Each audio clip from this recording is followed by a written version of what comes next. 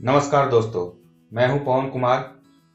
तो आज हम अपने फोटोशॉप की तीसरी ट्यूटोरियल शुरू करने जा रहे हैं। तो इससे पहले मैंने 2 ट्यूटोरियल ऑलरेडी बना चुका हूं, तो उसका मैं थोड़ा सा इंट्रोडक्शन दे देता हूं। तो मैंने पहला ट्यूटोरियल में आपको vector versus raster, what is matte painting, what is digital painting, what is colour correction, ये सारी चीज़ मैंने ट्यूटोरियल 1 में कवर किया था। उसके बाद मैंने ट्यूटोरियल 2 में पेन टूल को डिस्कस किया था। साथ ही साथ हमने वहाँ पे एलजी और स्टार क्रिकेट का लोगो भी बनाया था। तो आज का ये तीसरा ट्यूटोरियल है और तीसरे ट्यूटोरियल में हम लोग अलाइनमेंट और रोटेशन टूल को कवर करेंगे। तो अलाइनमेंट को स्टार्ट कर रहे हैं। तो सबसे पहले एक A4 साइज का पेज लिया।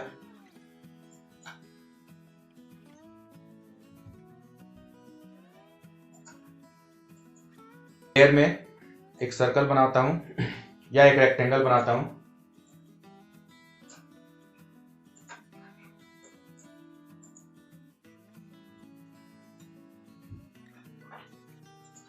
तो मैं यहाँ 4 रेक्टेंगल बनाने जा रहा हूँ, डिफरेंट साइज के और अलग अलग कलर के।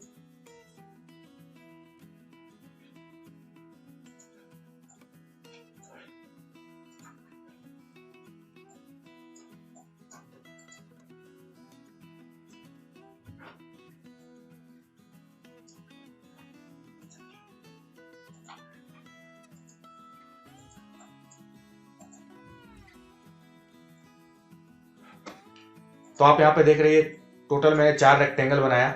तो यहाँ पे मैं इसे अलाइनमेंट करूंगा। अभी अलाइनमेंट होता क्या है? अलाइनमेंट का मतलब है कि सारे ऑब्जेक्ट को एक दूसरे के रेस्पेक्ट में एक पोजीशन देना। तो यहाँ पे 4 बॉक्स है, मैंने चारों बॉक्स को सिलेक्ट किया। सिलेक्ट करते ही आप यहाँ टॉप की तरफ देखोगे, ये अलाइनमेंट टैब एक्टिव हो जाएगा। तो जैसे ही 2 या 2 से ज्यादा ऑब्जेक्ट सेलेक्ट होते हैं तभी ये टैब एक्टिव होता है। एग्जाम्पल के लिए मैं अगर इसे डीसेलेक्ट कर दूं, अभी कोई ऑब्जेक्ट एक्टिव नहीं है, कोई लेयर यहाँ पर एक्टिव नहीं है, तो ये भी हाईलाइट नहीं होगा। जैसे ही मैं इसे एक्टिव करता हूं, जैसे मैंने अभी 1 लेयर को सिलेक्ट किया, ये नहीं आने वाला। कम से कम 2 लेयर होने चाहिए। 2 लेयर सेलेक्ट हुआ, ये हाईलाइट हो गया। 2 या 2 से ज्यादा, तो मैंने सारे लेयर को हाईलाइट कर दिया। अब आप यहाँ देखोगे अलाइनमेंट में यहाँ पर टॉप के ऊपर एक पतली सी लाइन दिख रही है, इसका मतलब है अलाइनमेंट फ्रॉम टॉप। अगर आप माउस को 3 सेकंड तक उसके ऊपर होल्ड रखोगे तो यहाँ पे नेम भी आ जाएगा। सिमिलरली यहाँ पर बॉटम की तरफ एक लाइन है, तो अलाइनमेंट फ्रॉम बॉटम। ये लेफ्ट की तरफ है तो लेफ्ट के साइड में, और ये राइट के साइड में। और ये 2 सेंटर होते हैं, किसी ऑब्जेक्ट के 2 सेंटर होते हैं, एक हॉरिजॉन्टल सेंटर होते हैं और एक वर्टिकल। तो सबसे पहले मैं देखता हूँ अलाइनमेंट फ्रॉम टॉप। तो इसे क्लिक करते ही ये टॉप के लाइन से अलाइन होगा। तो आप ये देखो कि ये सारे बॉक्स एक टॉप लाइन पे अलाइन हो गए, सारा बॉक्स टॉप पे है। अब यहाँ समझने वाली बात ये है कि किसके टॉप पर ये अलाइन होगा। तो यहाँ पर सबसे इंपॉर्टेंट चीज ये है कि ये जो सबसे एक्सट्रीम पोजीशन पे होगा वो उसी से अलाइन होगा। जैसे यहाँ पे सबसे टॉप पे रेड कलर का बॉक्स दिख रहा है, तो अब मैं इसे अलाइन करूं तो ये रेड कलर के बॉक्स से सारे अलाइनमेंट लेंगे। सिमिलरली अगर मैं बॉटम से अलाइन करूं तो सबसे बॉटम पे ग्रीन कलर का बॉक्स है, तो सारे बॉक्स ग्रीन से अलाइन हो जाएंगे। सिमिलरली अगर मैं राइट से अलाइन करूं तो राइट में ब्लू कलर का बॉक्स है, तो ये सारे ब्लू के साथ आ जाएंगे। और अगर मैं लेफ्ट की तरफ से अलाइन करूं तो सारे बॉक्स लेफ्ट की तरफ रेड से अलाइन होंगे। और बाकी के जो 2 अलाइनमेंट है, ये है अलाइनमेंट वर्टिकल सेंटर, तो ये सारे वर्टिकली एक लाइन पे आएंगे, ये देखो। और अगर इसे क्लिक कर दिया जाए तो ये हॉरिजॉन्टल अलाइन सेंटर, सारे हॉरिजॉन्टली एक लाइन पे आ जाएंगे। यानी कि ये 2 ऑप्शन को क्लिक करते ही सारे एक सेंटर पे आ जाएंगे। तो अब आप यहाँ पे देख रहे हैं कि सारे बॉक्स एक सेंटर पे हैं, सबका सेंटर सेम है। तो ये था अलाइनमेंट। इसमें ध्यान देने वाली बात यह है कि ये चारों बॉक्स को जब मैं सिलेक्ट किया तो ये अलाइनमेंट एक खुद के पोजीशन पे हो रहे हैं। चारों बॉक्स एक रिलेटिव खुद के पोजीशन पे अलाइन होंगे। लेकिन अगर मैं चाहता हूं कि ये चारों बॉक्स पेज के सेंटर से अलाइन हो, तो उसके लिए आपको यहाँ पे बैकग्राउंड को भी सिलेक्ट करना होगा। जैसे कि मैं यहाँ पे बैकग्राउंड को सिलेक्ट किया। अब मैं चाहता हूं कि चारों बॉक्स पेज के टॉप पे अलाइन हो, तो अब ये पेज के अकॉर्डिंग टॉप पे अलाइन होंगे। सिमिलरली बॉटम, लेफ्ट और राइट, और सिमिलरली सेंटर करूं तो ये पेज के सेंटर में आएंगे। तो ये था अलाइनमेंट, जिससे हम किसी भी ऑब्जेक्ट को अलाइन कर सकते हैं। एक और एग्जांपल से समझ लेते हैं। अब मैं सर्कल बनाने जा रहा हूं, एक सर्कल,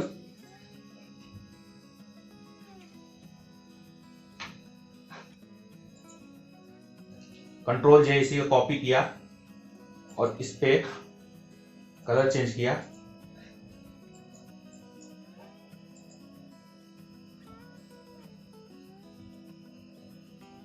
थोड़ा सा नीचे वाले यानी ग्रीन का मैं साइज इंक्रीज कर देता हूं शिफ्ट और ऑल्ट के थ्रू, ताकि सेंटर अपनी जगह पर रहे। और मैं ग्रीन वाले का एक और कॉपी लेता हूं और उसका कलर फिर से चेंज करता हूं।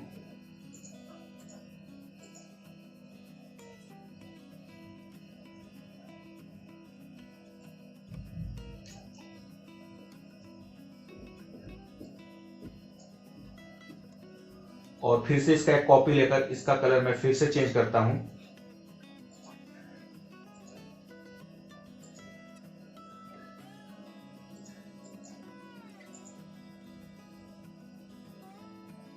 और इसे भी मैं सेंटर से बढ़ा देता हूं। तो आपको यहाँ पे 4 सर्कल एक ही सेंटर पे दिख रहे हैं। तो जब मैं इसका सेंटर को मूव करूं, अब इसके सेंटर अलग अलग हो गए हैं, लेकिन अगर मुझे फिर से सारे सेंटर एक करने हैं तो इसे ड्रैग करके नहीं करना है, क्योंकि ड्रैग करने से कभी भी एग्जैक्ट सेंटर मैच नहीं होता है। तो इसके लिए हमें सबको फिर से सिलेक्ट कर लेना है, चाहे ये जिस पोजीशन पे भी हो, सबको फिर से सिलेक्ट करना है और ऊपर से सेंटर को ऐसे हम लोग अलाइन कर लिए। तो ये अलाइनमेंट टूल है, इसका जरूरत बार बार पड़ता है फोटोशॉप में। अगर मुझे अलाइनमेंट करना है तो मैं इसी का यूज करूंगा। अगर मैं सर्कल को टॉप से अलाइन करता हूं तो ये देखो सारे सर्कल टॉप पे चले गए। सिमिलरली बॉटम, लेफ्ट, राइट और फिर से सेंटर। तो ये था अलाइनमेंट। अब मैं अपना दूसरे पार्ट में चलता हूं, जिसमें हम लोग रोटेशन टूल को सीखेंगे, कैसे रोटेट किया जाता है। तो इसके लिए मैं अलग पेज फिर से लेता हूं A4 साइज का।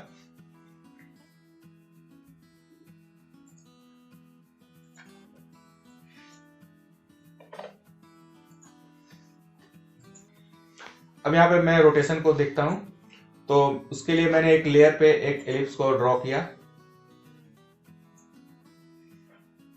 कोई सा भी कलर पिक कर लेता हूं।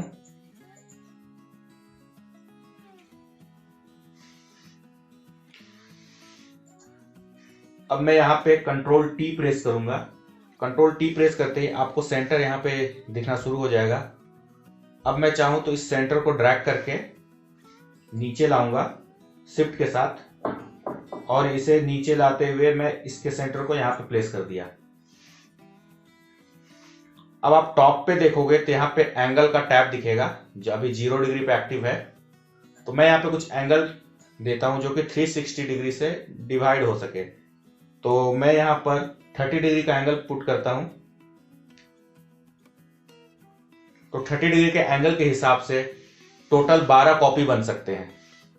एक सर्कल में 360 डिग्री कंप्लीट होते हैं, तो 30 डिग्री के हिसाब से टोटल 12 कॉपीज बन सकते हैं। अब मैं यहाँ पे 2 बार इंटर प्रेस करूंगा। एक बार इंटर प्रेस करूंगा तो ये मैं एंगल से बाहर आऊंगा, और दूसरा इंटर प्रेस करूंगा तो मैं ये लाइन से बाहर आऊंगा। अब मैंने इस पे एंगल को डिफाइन कर दिया है। अब कॉपी, मल्टीपल कॉपी बनाना है, तो मल्टीपल कॉपी बनाने का शॉर्टकट है control plus alt plus shift plus T। ये 4 की एक साथ प्रेस करने होंगे।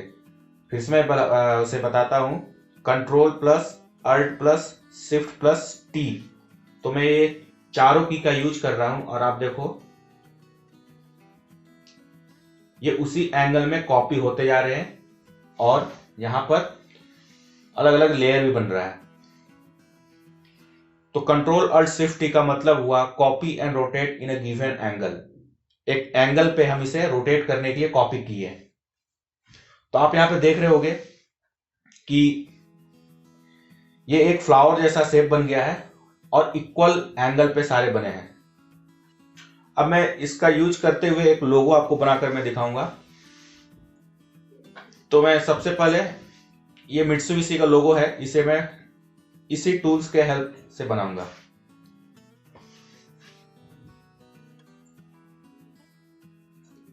इस लोगो में ध्यान देना है कि देखने में बहुत सिंपल सा दिख रहा है, लेकिन इसमें बहुत ज्यादा टेक्निकल चीजें हैं। सबसे पहले तो ये प्योर इसमें मैथ है। जैसे कि अगर ये शेप बनाना है तो ये कोई नॉर्मल रेक्टेंगल से नहीं बन सकता है। ये शेप बनाने के लिए हमें 2 इक्विलेटरल ट्रायंगल को जोड़ना होगा। आप यहां पर देखो तो एक ट्रायंगल ऊपर की तरफ, एक ट्रायंगल नीचे की तरफ। अगर इसे हम रेक्टेंगल से बनाएं, जैसे कि मैं दिखा रहा हूं, एक स्क्वायर लेकर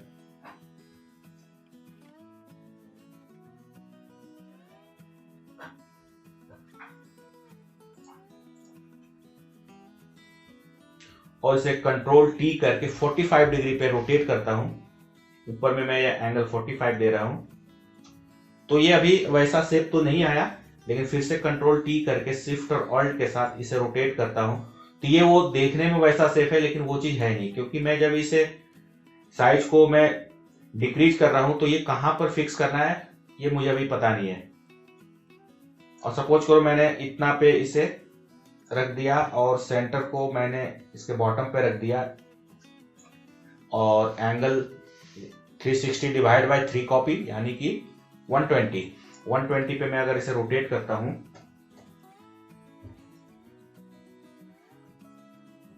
तो आप देखो ये बिल्कुल उसके जैसा नहीं बना।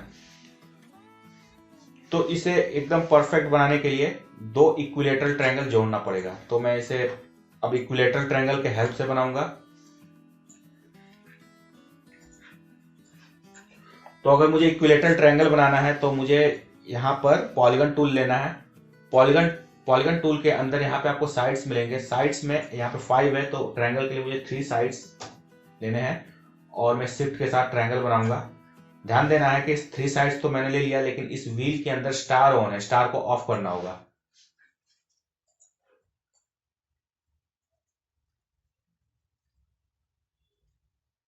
ये पोजीशन पे मैं एक इक्विलेटरल ट्रायंगल ड्रॉ कर दिया। तो इक्विलेटरल ट्रायंगल ड्रॉ कर लेने के बाद इसका दूसरा कॉपी मुझे चाहिए। तो इसका दूसरा कॉपी बनाता हूं मैं।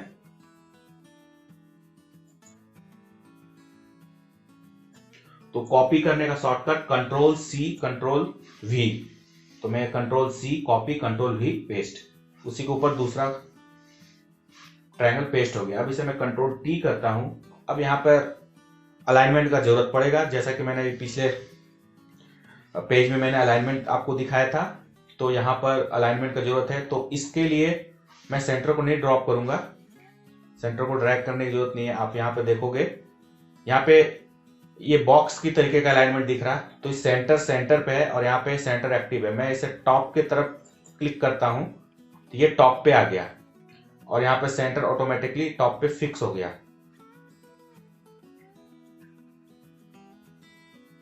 टॉप पे फिक्स होने के बाद यहाँ पे मैं राइट क्लिक करूंगा और यहाँ पर फ्लिप वर्टिकल ये उल्टा चला गया उसी सेंटर की तरफ से और इंटर्स में बाहर आ जाऊंगा। अब आपको दिख रहा है कि 2 इक्विलेटरल ट्रायंगल को मैंने एक के ऊपर एक रख दिया है। अब इसे कंबाइन करना है।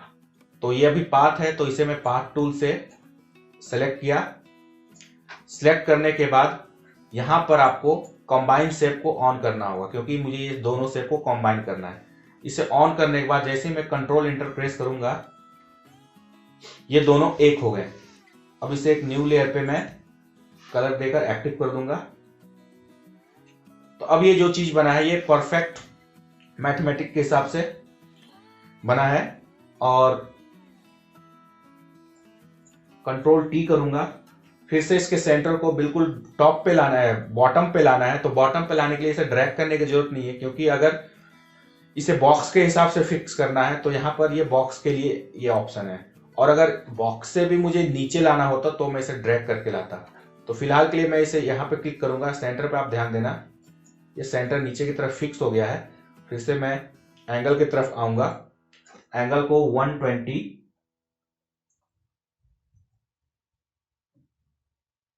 उसके बाद 2 बार इंटर और control alt shift T T.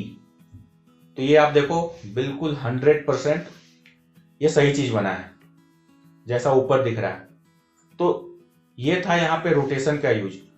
तो फोटोशॉप में ये बेसिक चीजें बहुत इंपॉर्टेंट है। अगर मुझे अलाइनमेंट नहीं आता तो ये परफेक्ट अलाइन नहीं हो पाता एक लाइन के ऊपर, और रोटेशन के लिए हमें एंगल देना पड़ा और उसी के अकॉर्डिंग हमने इसे कॉपी किया।